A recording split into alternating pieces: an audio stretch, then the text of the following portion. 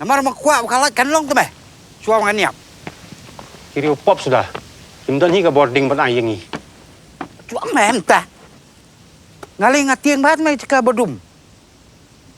Ban ngam kwa ban niap bak cingdum. Ndam la apo setleo pat. Kadum hiam. Kikubor Kapatisi TV.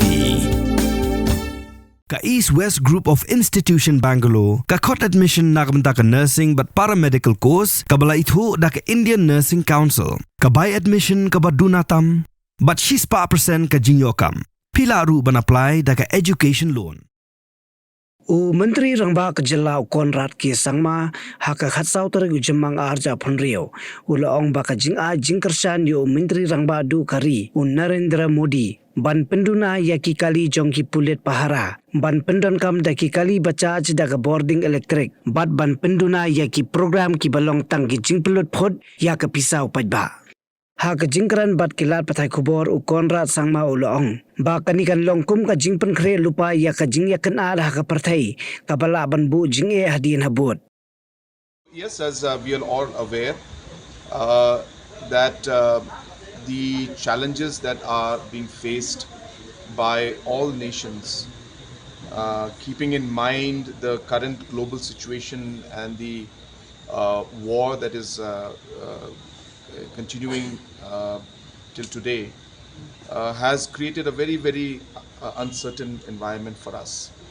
And while India is in a far better position compared to many other nations and many other countries, and as mentioned by Government of India officials that we have sufficient stocks in terms of the energy requirements that are there, what is important is that we cannot take things for granted.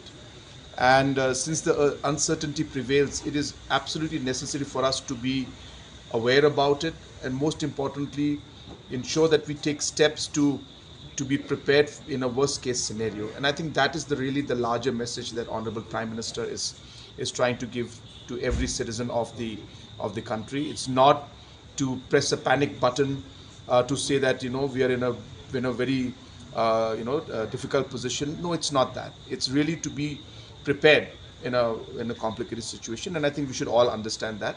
And as citizens of the nation, it is the responsibility of each and every one of us to do our bit in order to ensure that we as a nation are prepared for that. And therefore, Honorable Prime Minister has given a call and asked all the states to ensure that austerity measures are in place, and he has also appealed to the citizens.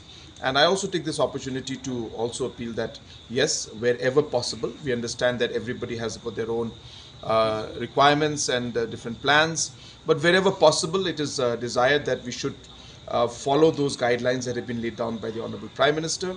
And even for us, in fact, my security team itself has also cut down on the number of vehicles that is there in the CM's convoy also. In general also, we don't go as per the normal convoy which is required as per the protocol when we are in Shillong. We always travel less, but now we are even trying to reduce it even further. And obviously at a national level, there's been a move to have electric vehicles being used, so that's something that we are also encouraging. We have urged everybody to start migrating into that. That will be a very important step. And for me, as of course as an individual and also as Chief Minister, I believe that every situation, no matter how difficult or complex it is, always is also an opportunity for us to be able to do something different and maybe adapt. So these kind of situations should be looked at as an opportunity, is what I feel. And maybe this is a time where austerity as well as other technologies, more efficient mechanisms can be adopted. I am very keen on looking at generators. I've been doing a bit of study myself, where we can have generators that are run on ethanol, and this technology is now available in the world.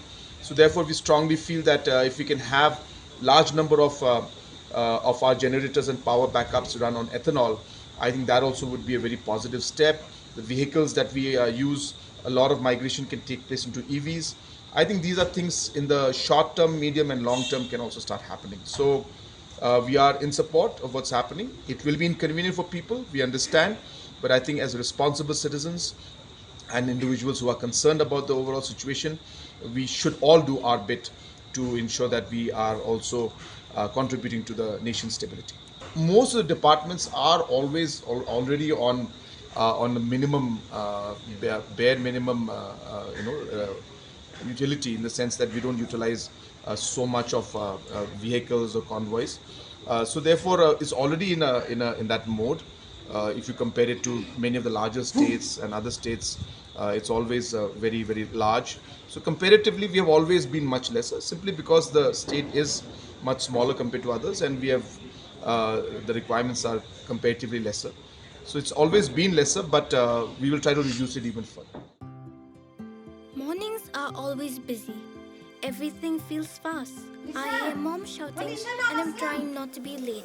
Outside, Shillong is already awake. Cars move slowly, horns are loud. It feels like everyone is in a hurry. Then the STEMS bus comes in, bright and yellow, always on time.